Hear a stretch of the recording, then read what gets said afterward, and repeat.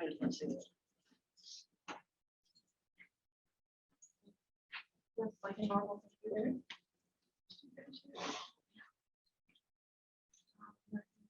There. Good evening. Good evening. I'm Jill. You already know that. Does anyone in the room have any Swedish ancestry? Yeah. Two of you. All right. All right. Welcome. I know Linda, who's zooming in, does also. So as you see, my title is Head of Genealogical Services. I discovered to my dismay one time that that spells hogs if you use the acronym. But it's good for a laugh. So Head of Genealogical Services, that is kind of a vague title because I do a lot of different things at the Swenson Center. We all there, well, I almost said we all, but there are really just two of us working there full time now. We have one part-time director who actually lives in Sweden, believe it or not. So my boss is not on site usually, but thanks to Zoom, we have a lot more meetings than we ever used to. But we're on the campus of Augustana. Let's see, there must be, oh, it's because I got that. There we go. I can make that go away. Okay. This is the building we're in on campus. I don't know how well you know Augustana, but this building used to be the college library until the late 80s. And we're on the back end of the building, which you can't see from here, but can everyone hear me? I'm not mic'd, so, okay. I'm trying to be loud for me. This is our reading room. It looks narrower, longer than it is. I wonder, maybe it's my angle. But this is what the public sees. And that looks really small. I guess it's not, yeah. But we have this new furniture that can be turned and faced the other way, sort of in the same way that this is, or we can have the tables, push everything together. And let's see, we had our walls painted a few years ago, so we're happy with that. We just need new carpeting. This is our director, the one who's in Sweden. We divide our work into 4 different types of work. The first being academics, so he's largely responsible for that. Even from Sweden, where he works full-time teaching at a university, works on arranging conferences for us and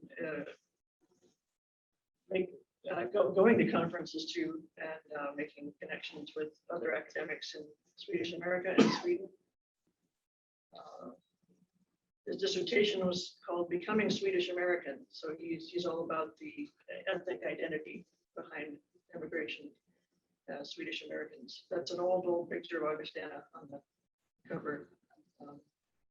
Back in the early days, Old Main, I believe, was built about 1875. So it might be about the time of that one. But these are some of the conferences. If you go to our website, you can see a list of the past conferences. Some of the more recent ones are quite possibly recorded and on the website.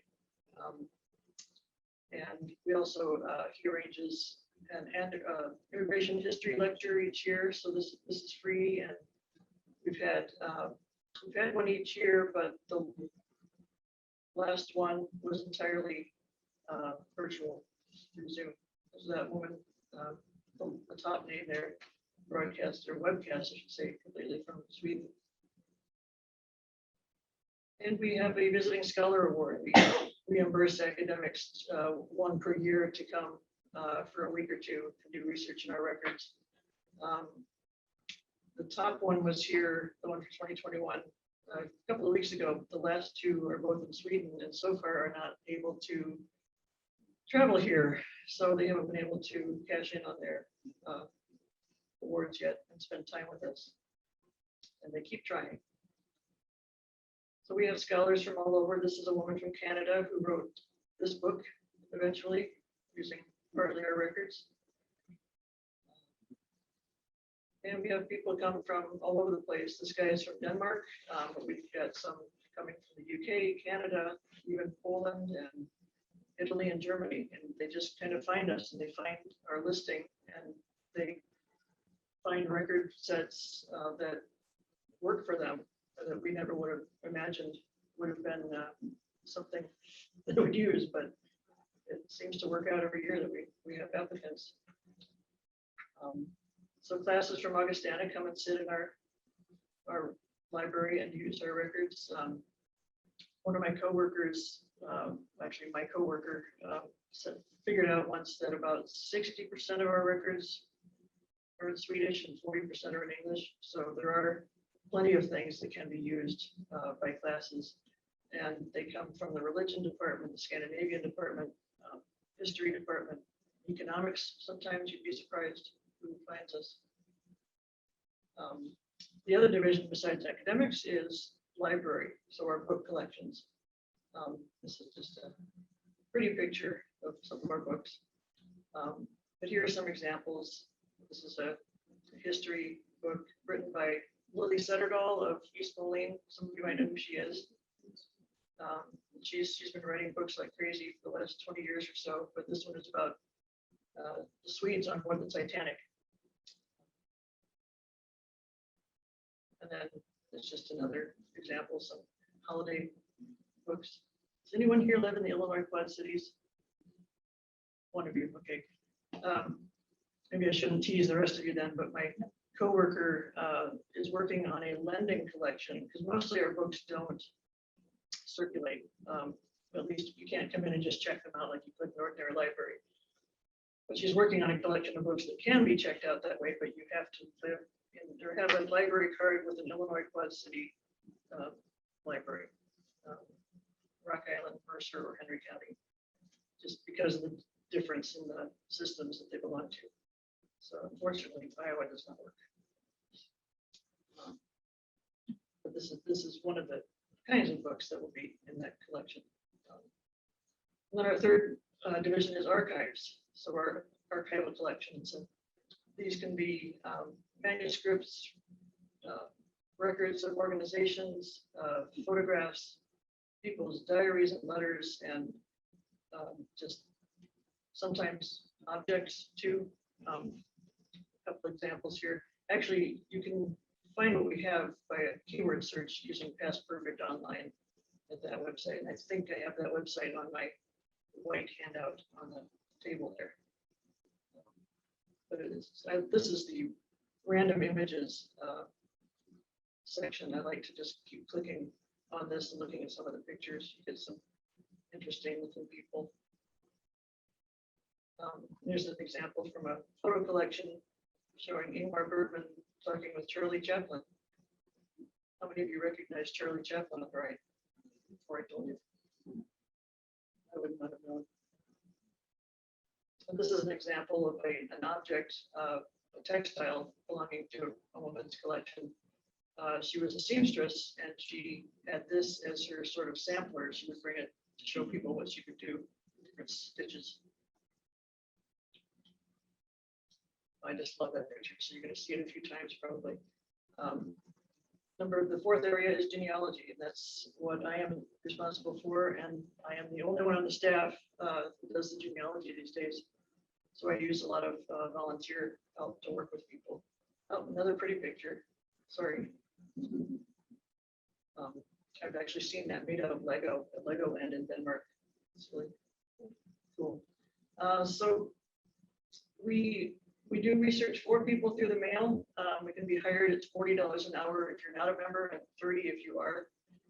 But if you live locally, you can make an appointment and come in and do research. And we are very definitely by appointment, just because of how few one of us are working on it. And I'm quite often already booked by someone. Same with our volunteers. They're often already booked. So I'll make that go away.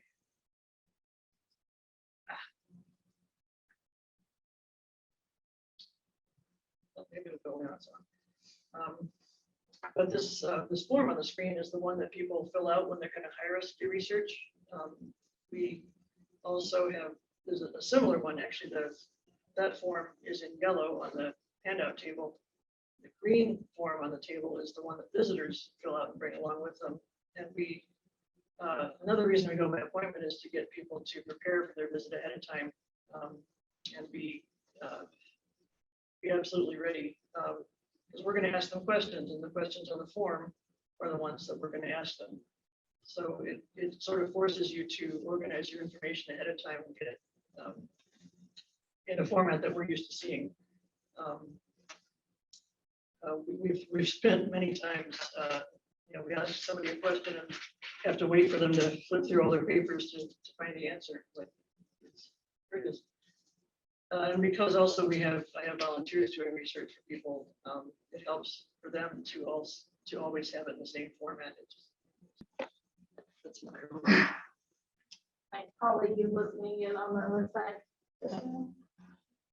But this Orlando, this ship is a typical ship that took Swedes partway. It was sort of the puddle jumper kind of ship that would have taken them over to England, dropped them off, and gone back for more Swedes to take them back to England. I'm just going to dabble into the genealogy bit a little bit in this part, and then I'll take over with a sort of sample following a person through records. But this is the, I don't know how much you can see, but this is a map. So Scandinavia is up here, and Sweden is this one. And this Göteborg is the west coast port that most of the Swedes left from. So the thickest line here is the most used route. And that Orlando would have taken people and dropped them off here. They would have taken a train across to Liverpool and gotten on a British steamer, probably Cunard or White Star Line or something like that. Most typically to New York, the thickest line, but other places too.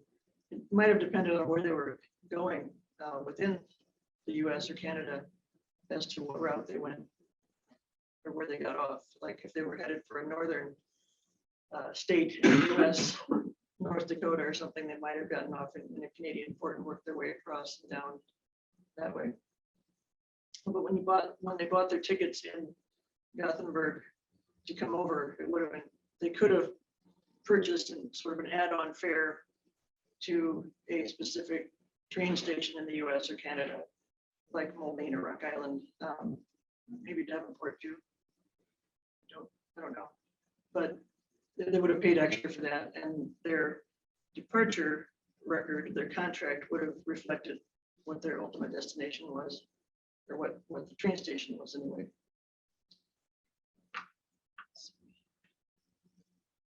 So we also published this quarterly Swedish-American Genealogist, and I have some samples up here. Please take all you can carry.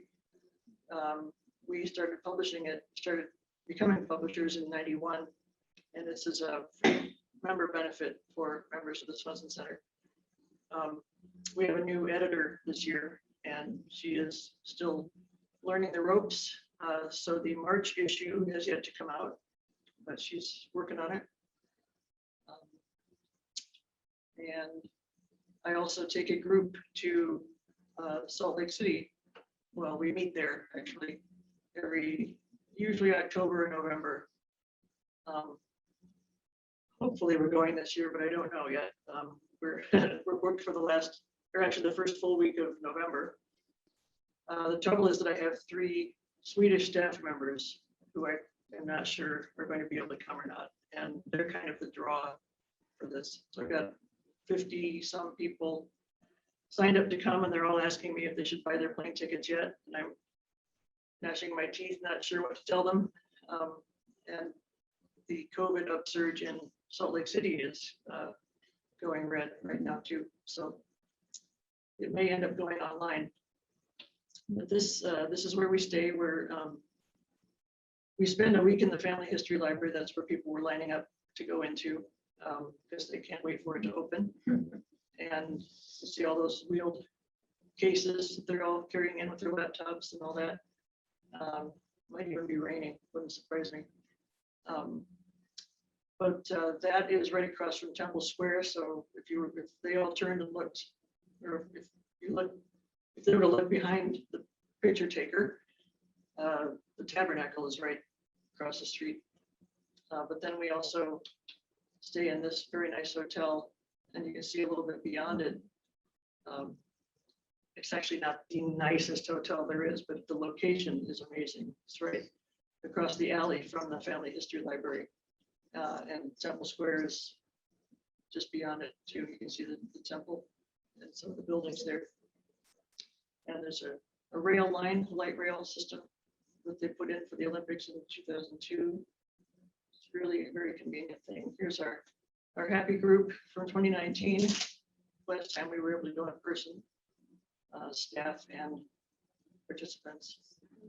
This is what it looked like last year. Everybody on Zoom. We had to go online.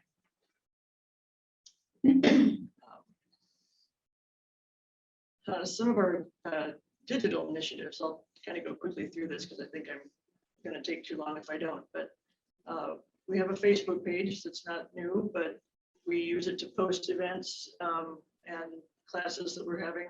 We've been teaching some kind of not intense, but kind of lighthearted Swedish classes, 1 night a week for 6 weeks, and then I think 4 different levels they've been doing. Events, my coworker's having a hot painting event this Saturday, so there are flyers there on the table for that.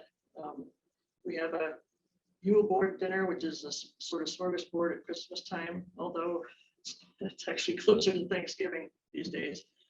The college moved to semesters a couple of years ago, so that changed the whole schedule. We used to have a Lucia program, Santa Lucia, and we had a smorgasbord the same night. And they were usually around the second week of December. But by that time now, everybody's gone home.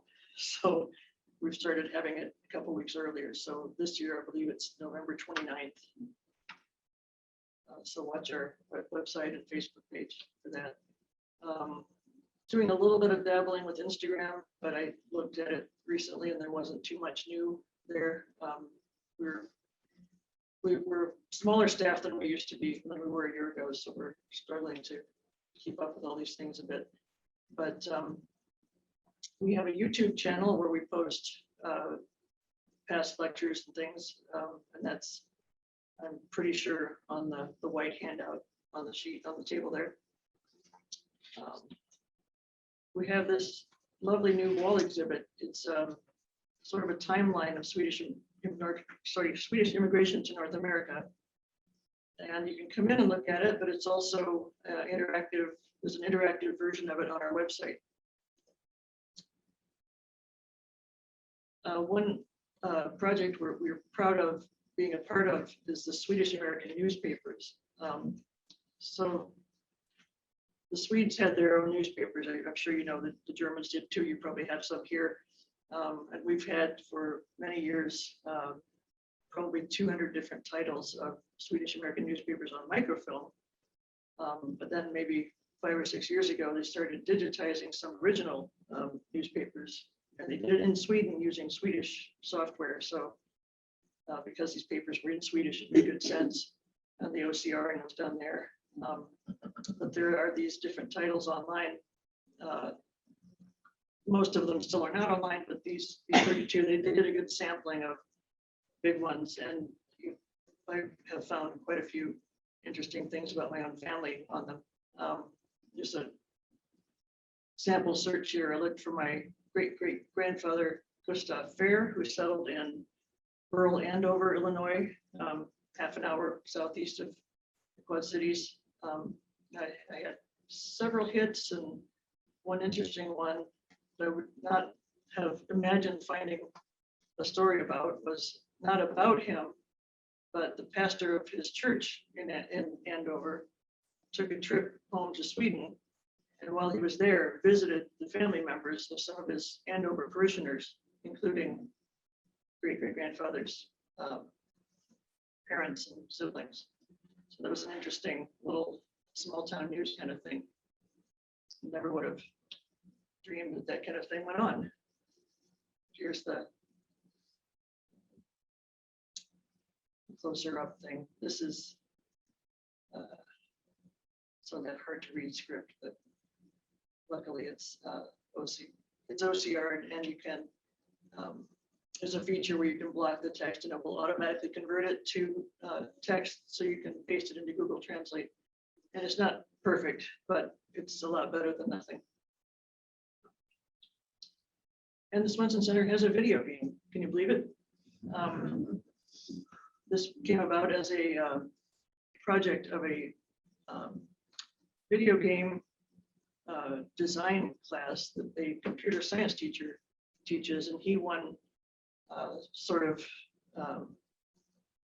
something of a grant to come and work with us for a week, but instead decided to do this with his class and pay them the money to work on it.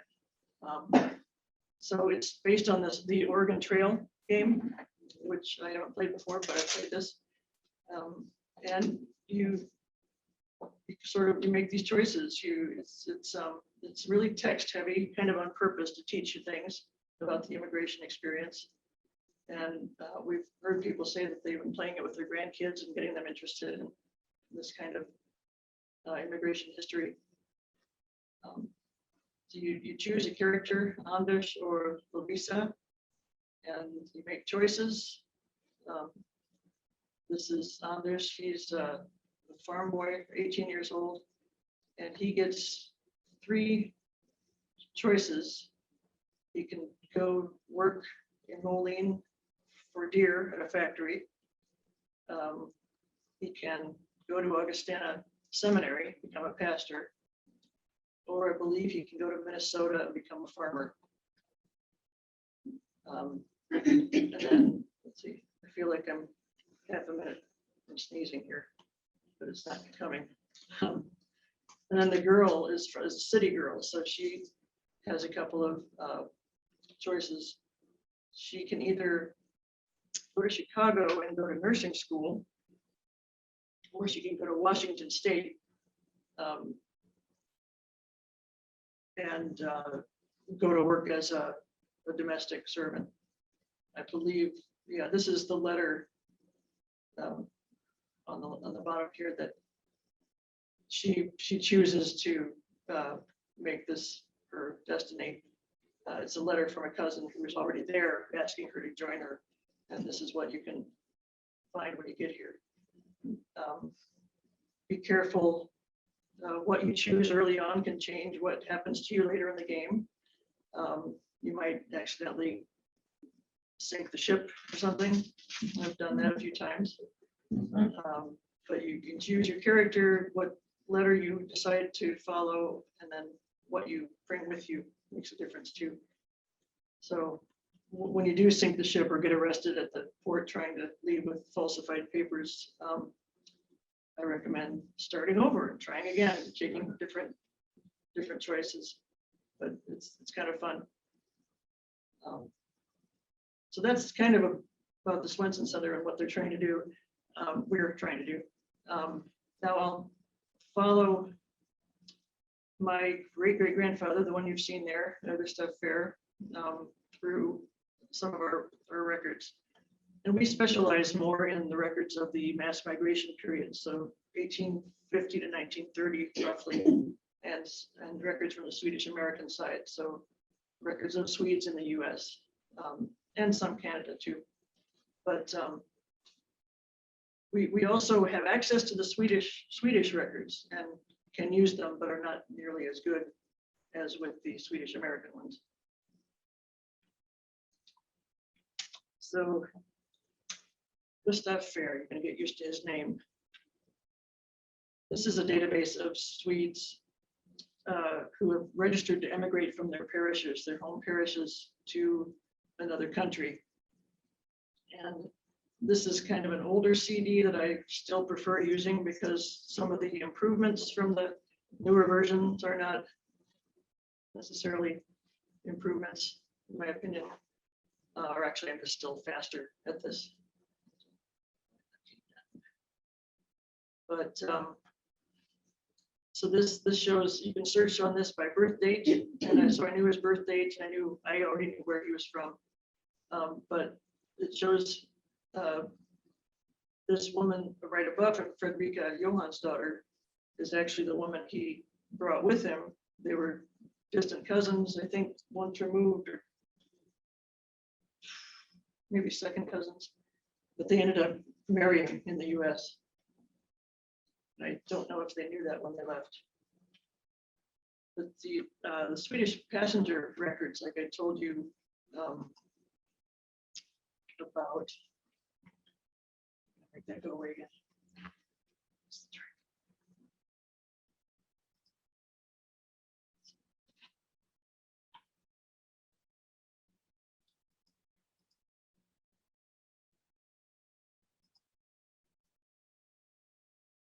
Please stand by.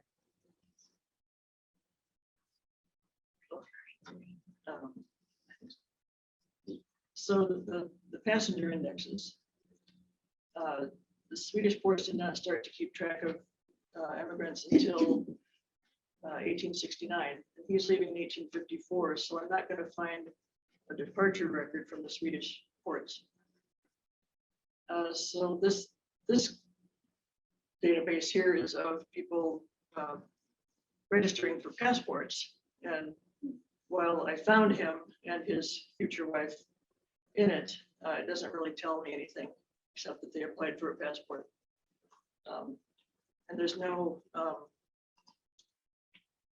I've been told that there's no set of records that this refers back to. It's just not very helpful, but it's one more thing to eliminate, you know.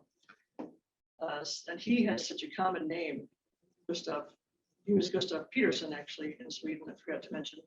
He changed his name to Fair after he got here to the US, but he was Gustav Persson. And are you familiar with the patronymic naming system? You must be. Of course, this is a genealogy club. What am I talking about?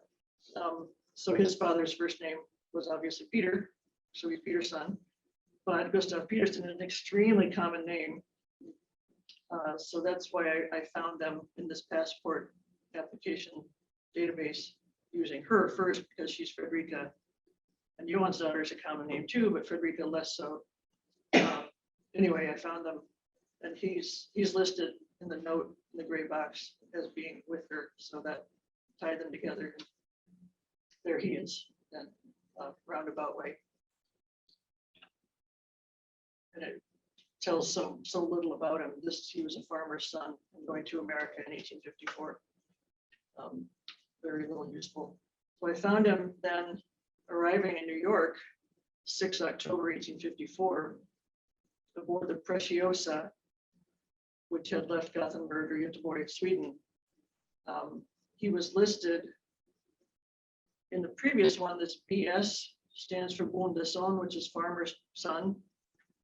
So it was written out apparently because in the arrival record, it's written out, whoever transferred the record from the Swedish to the American port records, manifest, whatever, thought that the name was Bernard. They thought it said Bernard Gust Persson.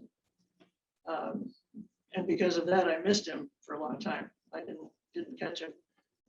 Yeah, I had ignored him. But the person below him is Fredrika, Johan's daughter, and then there's another person below them, Maria Anders' daughter, who turns out to have traveled with them as well. I didn't know it until someone came in looking for that person one time out of the blue where I worked. I was able to go right to it. So that was a triumph to find that. With that wasn't even a database entry error. That was handwritten error. Well, this is just the first page where the ship is the Preciosa. And I probably found this either on Family Search. Yeah, this was on Family Search. Another thing we've been sort of specializing in is Swedish-American church records. So these are churches founded by Swedes in the US. Augustana College was the seminary for the Lutheran pastors, or had the seminary. So it was a college and a seminary. They were separate, but started in Chicago in 1860, moved to Paxton, Illinois, and then eventually Augustana, Rock Island, sorry, in 1875. But this is an example from Andover Lutheran, the Augustana Lutheran Church in Andover, where great-great-grandfather Fair was a member. And this is the bottom family here, both sides of the page for them. And if you didn't know where they were from in Sweden, this is a great place to find out where they were. This says Melby, that's the name of the parish. And this, the whole family, these records are modeled after the Swedish parish records. So you see a lot of the same columns here. But this might tell what part of Andover they were living in. They numbered the families here. This is family number 153. And then all the husband, wife, and the children in order with their birth dates here and birthplaces, and then confirmation dates here. There's even room for the baptism date somewhere over here. But they're crossed off when they either move to a different page or leave the church or die. And this is the male, female column. So, you know, this has to do with their knowledge. This is taken straight out of parish records. They would keep track of how well they did in their confirmation, their grades, basically. I think that says married, so marriage dates here. Yep. And then the received column is when they were received into membership or when they joined the church. And then it asks about when they immigrated to America and from where. So the last place they lived in Sweden and what year they left. And the next one is from the last place they lived before moving to this place. And it might be the same if they came straight here from immigrating, or if they lived somewhere else in the US, it would say that here, if it was kept accurately. That's always the disclaimer. And this is just for people who went through with joining the church, and not everyone did that. But then there isn't actually, strangely, there isn't a death column, but they would usually put the death date in the remarks. And if they moved to somewhere else, they would put that in this column and the date. So another church or back to Sweden, sometimes even to another page, which is helpful. Instead of, you know, if they married someone and moved to that person's page, they would put that page number. Really, really useful stuff as long as they joined the church. And it looks like they moved from Andover to Oregon in whatever year that is, 1900, I think. It's the father and mother. And I'm descended from the first child, the daughter. I just found some census records. I think the site of this isn't him, but this is the 1855 Illinois State Census. I was desperate to find somebody who matched him. I think this is not he. They weren't. His first child wasn't born until 56, so there would just have been him and his wife in the household, and they didn't live in Mercer County that I ever heard. But this kind of typo or misheard name is pretty typical in the records that we use. So I was not turned off by it at first. Yeah, this is 1865 Illinois State Census. And here he is as Gustus Fair, F-A-R-E, in Andover, right there. I'm sure that's him. Just 1860, the family, 1880, bigger family. We have a 1875 Atlas of Henry County, Illinois, and I found his property in this square up here. He had 169.5 acres, by a half. And the cover of that book, just in case someone wants to know. This is out of a book called The Swedes in Illinois. It's all in Swedish, and it came out in 1880. And I'm not sure if it's the kind of book that people had to pay to get into, but he's the the bottom paragraph there.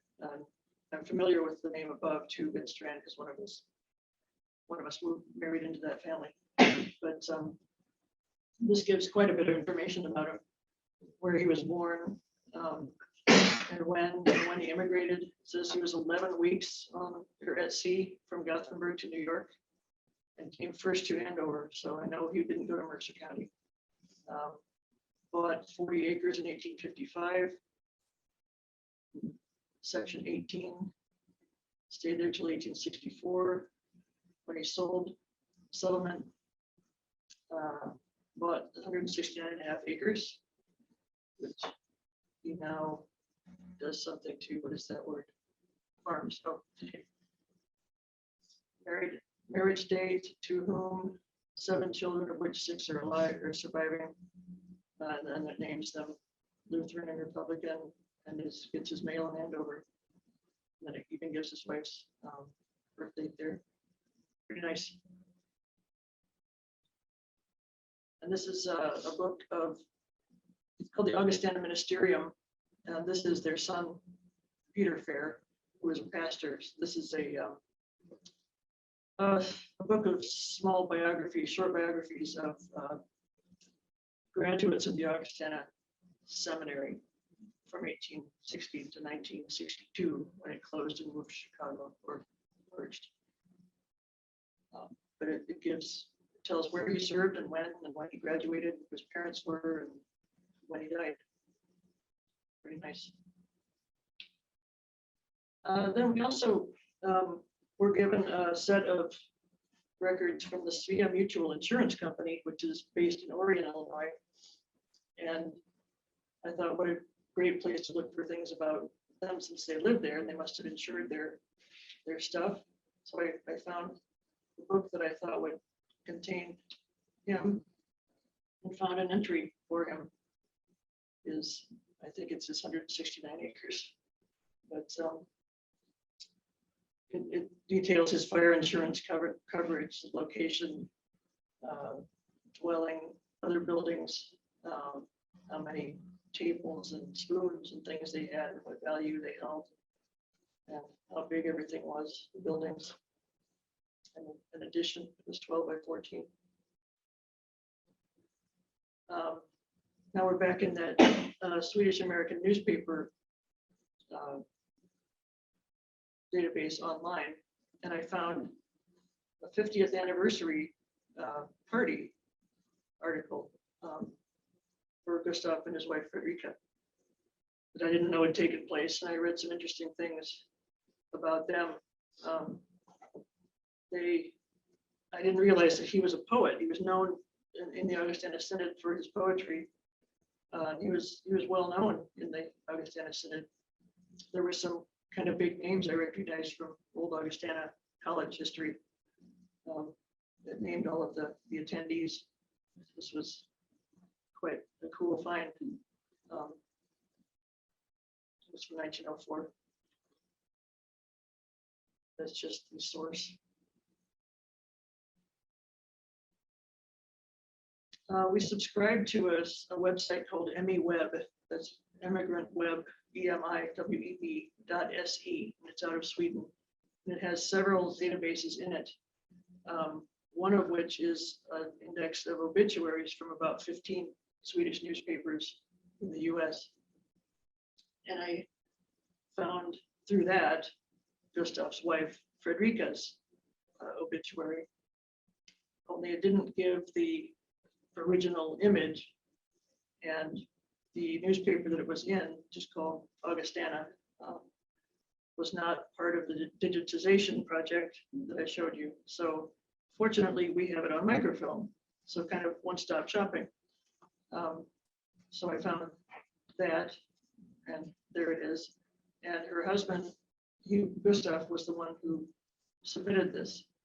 And I had heard throughout my life that Gustav and Fredrika were the first couple to be married in the Jenny Lind Chapel in Andover, but I'd never seen any proof of it. I don't know if this is proof or not, but he himself wrote that they were the first couple to marry in that church the same year that he came, 1854. So I thought that was a triumph. So this is just what it looks like. I found his name again, and this is actually something small clip of his death, but I thought I'd show you what it looks like when you do a clipping from that the online site. Yeah, it talks about his poetic gift. But then we have this set of books called Korsbäret, and it's I believe the cross bearer. It's a book that came out every year. I think 1880 up to 1950 roughly. But it has a lot of 3 or 4 page obituaries of Augustana Synod pastors and big well-known people, deacons and such. And here's several pages about great-great-grandpa. It usually comes out the next year. So he died in 10, and this is from the 1911 issue or book. But there's this much about him. And I don't know PJB, that might be his son-in-law, Phil Brudd, Uncle Phil, great Uncle Phil, my dad's Uncle Phil. But that's the end of that. And this is the citation for that book. I like to include these. Into Swedish records, I guess we're getting long here, but we do have access to a lot of the Swedish records, and we have some databases, CD-ROMs and things that are useful. And for the county that he came from, which is Jönköping, we have a set of vital record databases on a CD. And I found him, he's the bottom one, and it shows him over on the right because he's highlighted. But these are his siblings up above there. And it gives the parents' names and date of birth. And this is the birth database. Born 22 July 1824. So his 200th birthday is coming up in a couple of years. I have to remember that. But here's a picture of what the actual handwritten birth record looks like in the Swedish parish records. And these are online through a subscription that we subscribe to this. I believe I've got the link on my handout there. But this is the source, where you find what it says when he was born. A lot of times things that were, not a lot of times, but sometimes things will be transferred wrong to another set of record books and perpetuated. So you usually want to go to this and see what it says. So he was born on the 22nd, baptized the 23rd in the July month, and the son of the homeowner Peter Larson and his wife Katrina Jonsdatter, and they lived at Elmesås farm. And the mother was age 40 when Gustav was born. And down below are the witnesses and godparents and that kind of thing. I recognize, I've been to this parish, I have relatives there, so I recognize some of the place names that these people lived. S. And then they also, besides these birth, marriages, and deaths, they also had household examination records. And this is what the Swedish-American, the Andover church record was modeled after. You kind of tell, because they've got the same thing as the name, the birth. They're not in the same order. They've got the moved here from column after the birth column, which is kind of strange. But then those over toward the right, they've got their grades. You can see from the catechism. They had to recite these things once a year and learn them and make sure they knew Luther's small catechism from memory and be able to read it and know the explanation. And the whole reason that we have these record books is so that they could keep track of that. Thank goodness for us. I don't think they cared for it that much, but this is a great reason that we have, one of the reasons that we have these great record books. kept such good track of them. But it lists the whole family, similar to what we saw in the church record from Andover, in order with their names, son, daughter, son, son, son, and birth dates and places. And I don't think I did the other side of the page, but this is, they actually even kept track of their smallpox vaccination. So this one column that has just a letter V going up and down it, that's that. Then we also have one of my relatives in Sweden compiled a bunch of letters that had been written home to Sweden from the immigrants here, and Gustav Fair wrote some home, and she had some. This is the book she compiled them in, but this is one of the record letters. And I know it's turned sideways, but he was part of the building of the big church in Andover. The Genealogy Chapel was the first one. And then in 1864 or so, they started, or maybe that's when it opened, but they worked on building another big church because they were exploding out of the small one. But he sketched this pew end there and sent a picture of it home to Sweden. And this is what the pews look like in Andover. So she fell to her knees crying when she saw them for the first time. He also sketched the window arches, and that's what they look like in Andover today still. So not everybody gets this lucky, but we did. And I just searched Google Books for his name and found this book that we, of course, is just the kind of book we would have in our library. So I found the book and discovered that he had been on the building committee for the big church, the new church. Kind of pointing to him a little bit there. So that's where I stopped. Otherwise, I could just keep going on and on, but that may be the end, or maybe it isn't. There could be more things. But thank you very much for your patience and your time. I guess if you have any questions, I can try to answer what I can. So can we just come over? We should make an appointment if you want to work with you. Can we come and just look around? If you want to be sure we're going to be there Yeah. and open, you'll just let us know you're coming. It's a good idea. And we'll tell you where to park and that kind of stuff. I highly recommend it. Yes. You referenced subscriptions to some websites. Are they accessible outside of the center, or is it like a paid ancestry membership? It is like a paid ancestry, but individuals can subscribe. And one in particular is that it's called Archive Digital. It's Archive Digital, and we have a subscription. Individuals can subscribe. I believe all of the family search centers have it, supposedly. So the one in Davenport, whenever it opens again, should have it. That doesn't mean that the people there know how to use it, but there are, you can actually go to their website. I think I have it on that. ARKIVDIGITAL.net.